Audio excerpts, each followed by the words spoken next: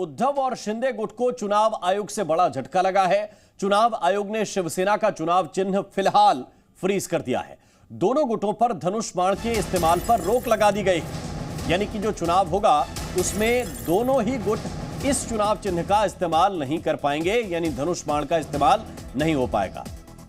दोनों गुटों को 10 अक्टूबर दोपहर 1 बजे तक चुनाव चिन्ह पेश करने होंगे, यानी कि उपचुनाव में किस चुनाव चिन्ह के आधार पर वो जाएंगे, कौन सा चुनाव चिन्ह उन्हें चाहिए, उसको लेकर नेताओं को, दोनों ही दलों को, दोनों ही गुटों को 10 अक्टूबर दोपहर 1 बजे तक अपने चुनाव चिन्ह पेश करने होंगे। उद्धव गुट के नेताओं की आज मातोश्री में अहम बैठक भी होने जा रही है।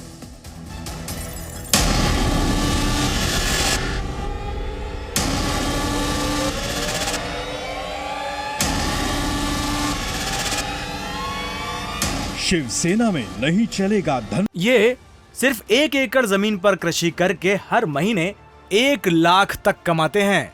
इनसे सीखना है तो फ्रीडम ऐप को अभी डाउनलोड कीजिए। धनुष बाण, उद्धव शिंदे दोनों गुटों को बड़ा झटका। अगले आदेश तक फ्रीज हुआ धनुष बाण। जी हां, शिवसेना के दोनों गुट चुनाव आयोग के अगले आदेश तक चुनाव चिन्ह धनुष बाण का इस्तेमाल नहीं कर सकते।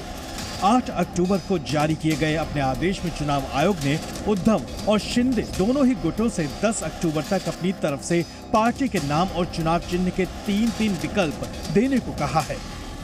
महाराष्ट्र में शिवसेना में मचे घमासान के बीच उद्धव ठाकरे ने आज दोपहर 2 बजे अपने करीबियों के साथ मातोश्री में अहम बैठक बुलाई है, जबकि शिंदे गुट के नेता किरण पावस्कर ने जी न्यूज से फोन पर इस फैसले का स्वागत किया है।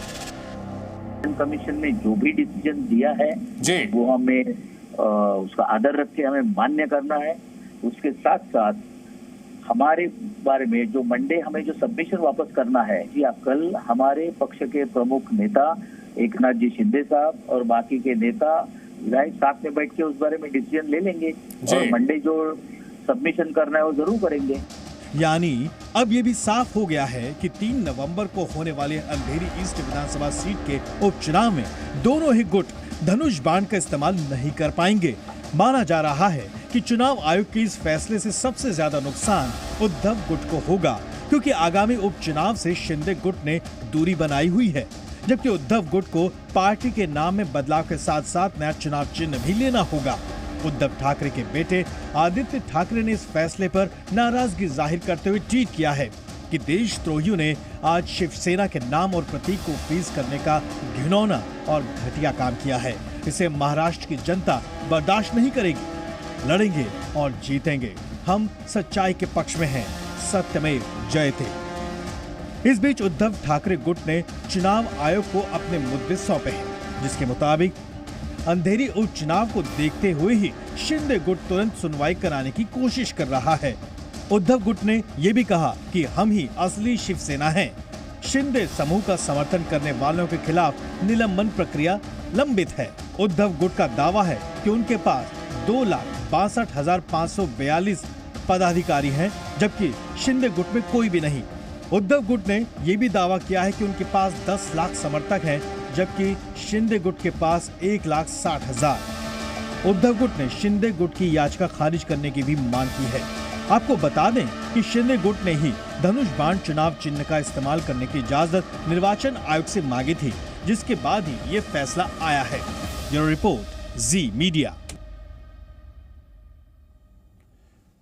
और नीलेश शुक्ला ज्यादा जानकारी के साथ इस वक्त हमारे साथ जुड़े हुए हैं। नीलेश, पहले उद्धव गुट को कहा गया था कि जवाब आप अपना दीजिए।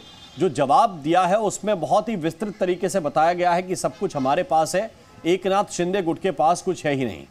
क्या इस मामले में जब मूल फैसला आएगा, क्या इंतजार सुप्रीम कोर्ट के फैसले का भी किया जाएगा? और जमीन पर आप इसका क्या इम्पैक्ट देख रहे हैं जब किसी गुट के पास सिंबल पुराना नहीं होगा, पार्टी का नाम पुराना नहीं होगा, नए नाम और नए सिंबल के आधार पर चुनाव लड़ना पड़ेगा उम्मीदवारों को?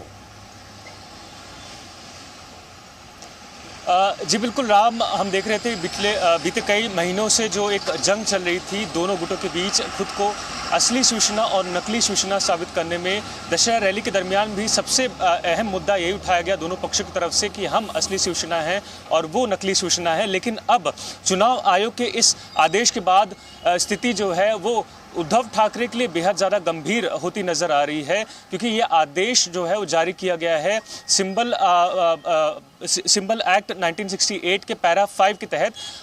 अब उद्धव ठाकरे की जो मुश्किलें हैं वो ज़्यादा बढ़ती नज़र आ रही है, क्योंकि जैसा आप जिक्र कर रहे हैं कि किन आधार पर ये निर्णय लिए जाते हैं। तो सबसे पहले आपको बताएं कि शिंदे गुट का जो दावा है वो लगातार पहले दिन से ही ठोस हमें नज़र आ रहा है, क्योंकि उनके पास 18 में से 12 एमएलए का समर्थन है, साथ ही साथ 55 में से 40 विधायकों का समर्थन उन्हें प्राप्त है। यानी कि जब मेजॉरिटी प्रूफ करने की बात आएगी कि शिंदे गुट ज़रूर मजबूत साबित होने वाला है। लेकिन जो आपका सवाल का दूसरा पहलू है कि इसका ऑन ग्राउंड कितना ज़्यादा इम्पैक्ट पड़ेगा, तो आप समझ पाएंगे कि कोई भी पार्टी, खासकर भारत की जब हम बात करते हैं तो उसका चुनाव चिन्ह ही उसकी पहचान होती है। आज भी इतने वर्षों के बाद भी जब हम सड़कों पर उतरते हैं तो अगर उनसे सवाल किया जाता है तो आप किससे वोट करेंगे, तो वो पार्टी का नाम नहीं बल्कि उस सिंबल के आधार पर तय करते हैं कि हम इस सिंबल को वोट करेंगे, कमल के फूल को वोट करेंगे, हाथ के पंजे को वोट करेंगे, धनुष बाण को वोट करेंगे। तो ऐसे में जो सिंबल है, ये सिर्फ 1 एकड़ जमीन पर कृषि करके हर महीने 1 लाख तक कमाते हैं। इनसे सीखना है तो फ्रीडम ऐप को अभी डाउनलोड कीजिए।